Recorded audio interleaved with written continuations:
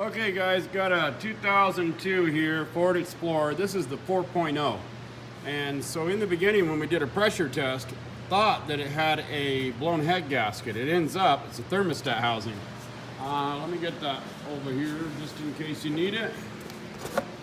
Looks like there's a part number on it.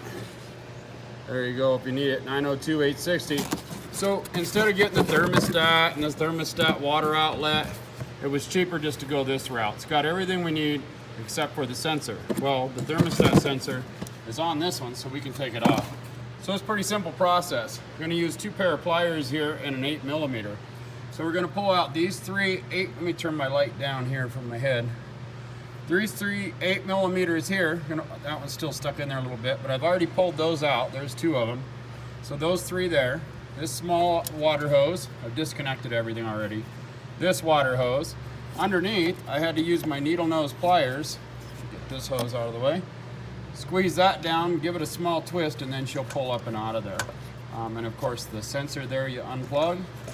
Make sure that you clean this really well down inside here.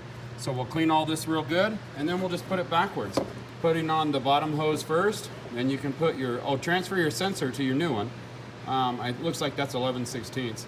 And then just put your 3 hoses back on, and that's it. This has a seal on the bottom of it, so you're not gonna use any RTV or anything on this right there. It'll already have the seal in the new one as well. Make sure you don't leave it on the thermostat housing. And there it is right there. So we are good to go. And then we'll top it back off with water, leave that cap off, let it run for about 10 minutes, topping it off as it drops down. That's going to help burp the system.